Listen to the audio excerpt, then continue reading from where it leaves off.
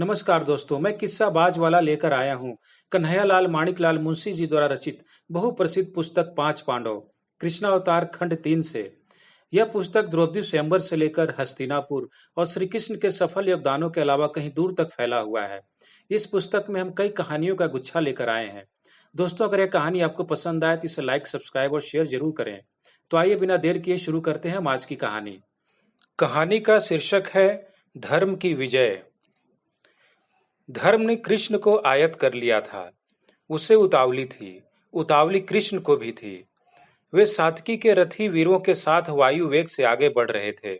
घुड़सवार, आरक्षित घोड़ों को ले चलने वाले साइस, पैदल चलने वाले नौकर तथा आवश्यक सामग्रियों और रसद से लदी बैलगाड़ियां यथाशक्ति उनके साथ साथ चलने का प्रयत्न कर रही थीं। तीसरे दिन कृष्ण का महारथी गद अपनी टुकड़ी के साथ उनसे आ मिला। उसने कृष्ण को यह उत्साहवर्धक सूचना दी कि उनके चले आने के बाद द्वारका में क्या क्या हुआ। बलराम अपना आलस्य झाड़कर सभी अतिरथियों के साथ पुष्कर का उद्धार करने आ रहे हैं। सात्विकी मारे नहीं गए थे। सत्राजित की पुत्री सत्यभामा ने हथियारों के चंगुल से उन्हें छुड़ा लिया था। अब बलराम के साथ वे भी आ रहे हैं। द्वारका का जनमत देखकर अब सत्राजित भी बलराम की तैयारियों में सब प्रकार की सहायता कर रहा है। सदा की भांति थोड़े से घुड़सवार कृष्ण के दल से आगे जाकर गांव-गांव में उनके आगमन की सूचना देते थे। उनका नाम अब तक कहानी बन चुका था और जब भी वे जिस मार्ग से आते जाते थे, वहां के लोग उनका सम्मान करने का अवसर नहीं चूकते थे। इस अवसर पर भी वे नगाड़े और दुदुम्भी बजाते हुए उनका स्वागत करने के लिए बाहर निकल आए। मार्ग शाल्व के प्रदेश से होकर जाता था। शाल्व कभी कृष्ण का कट्टर शत्रु था। अभी भी वह कृष्ण से पराजित होने की बात नहीं भूला था। उसने कृष्ण को भड़कदार स्वागत करने के लिए अपने दरबारियों को भेजा था। कृष्ण के पास औपचारिक स्वागत समारोह के लिए समय नहीं था। वे केवल वहां रात भर रुके, शाल्व का आतिथ्य स्वीकारा और दूसरे दिन सवेरे फिर चल पड़े। वे यथाशाक के शीघ्रता के साथ पुष्कर पहुंच जाने के लिए आतुर थे। अग्रावण की बैठक की बात हर जवान पर थी, लेकिन वह धोखे की टट्टी थी। सच बात यह थी कि कृष्ण का यह संदेश लेकर कृतवर्मा पहले ही जा चुके थे कि यादव सरदार और नाग युवराज मणिमांड किसी ऐसे स्थान पर एकत्रित हों जहां से 2 दिन की रथ यात्रा के द्वारा पुष्कर पहुंचा जा सके और अचानक छापा मारा जा सके।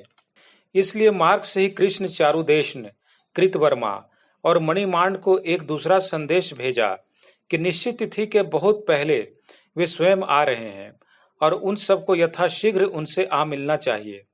गद ने अग्रावण में जब यह संदेश यादवों और नागों को दिया तो वे अत्यंत उत्साहित हो गए और लोगों ने निश्चय किया कि वे हस्तिनापुर से उद्धव के लौटने की प्रतीक्षा नहीं करेंगे।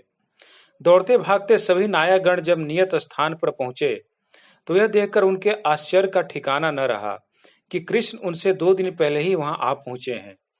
अगले दिन दूत यह सूचना लेकर आए कि कुरुओं के महान सैनिक नेता द्रोणाचार्य उनके विरुद्ध मोर्चा लेने के लिए पुष्कर आ रहे हैं, किंतु उन्हें यह पता नहीं था कि उनके साथ कोई कुरु राजकुमार आया है या नहीं।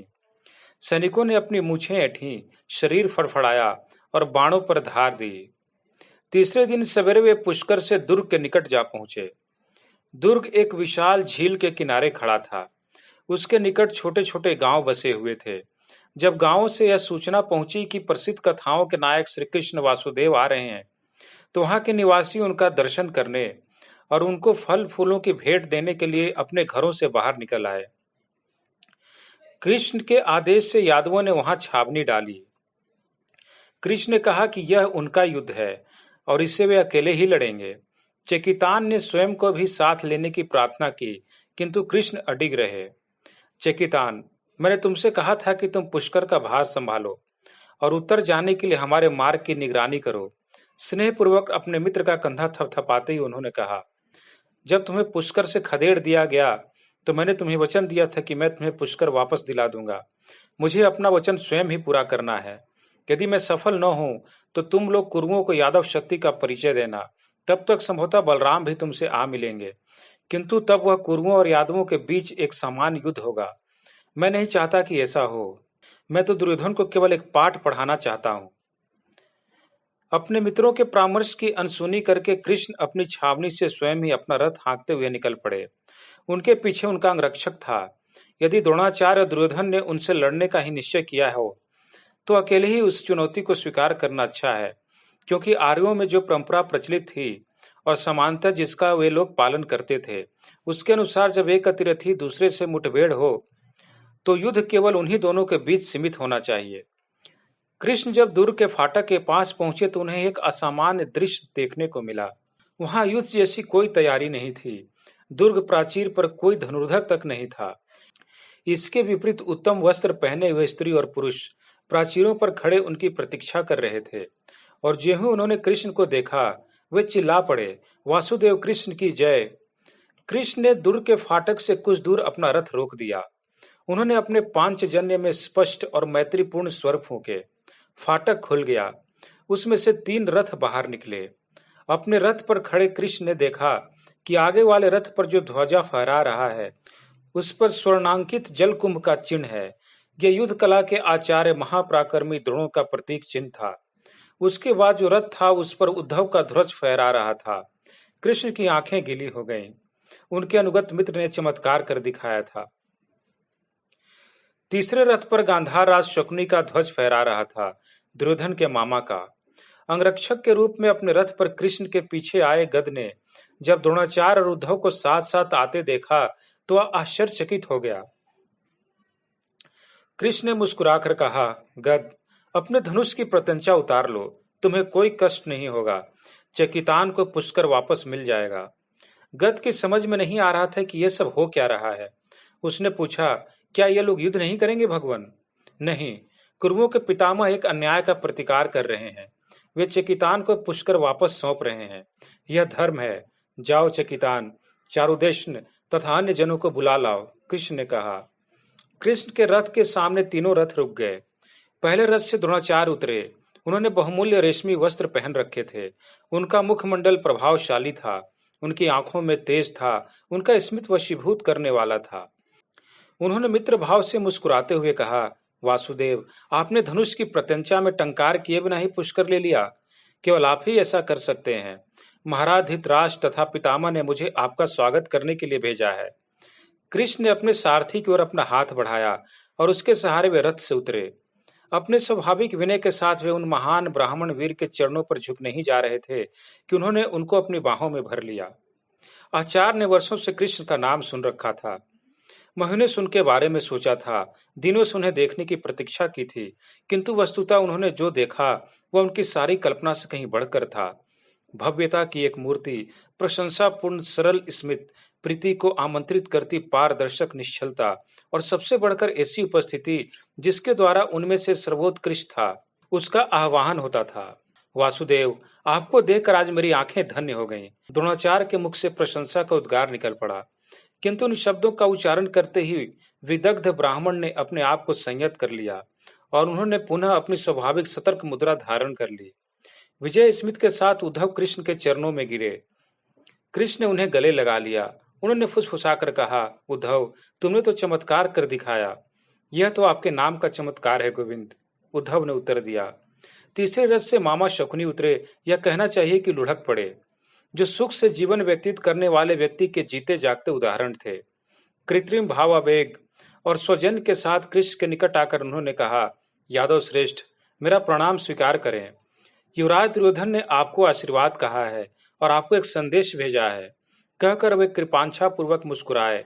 कुरुश्रेष्ठ ने जिसे शस्त्र बल से जीता था उसे वे उस सियानेपन के उपहार के रूप में आपको भेंट कर रहे हैं जिसके आप प्रतीक हैं।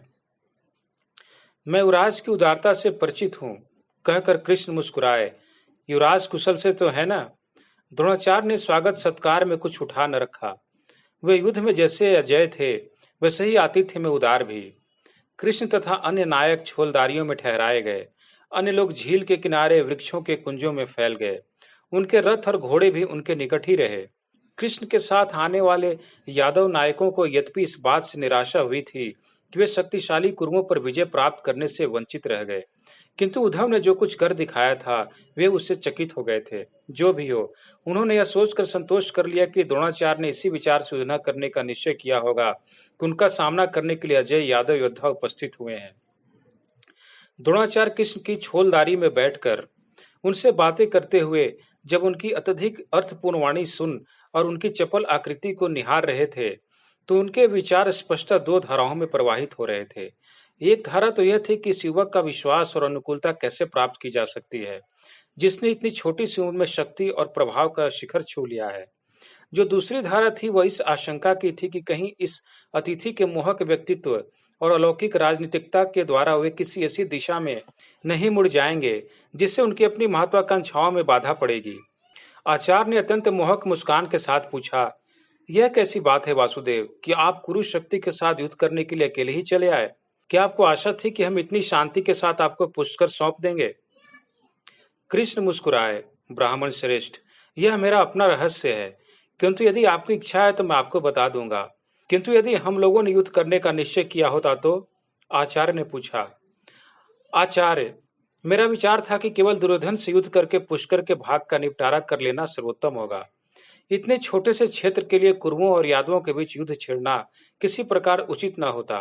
कृष्ण ने उत्तर दिया। अपने अतिथि की सूक्ष्मदर्शिता पर आचार्य मुस्कुराए। आपने यह कैसे मान लिया कि दुर्योधन आपसे युद्ध करने के लिए अकेला आगे बढ़ता?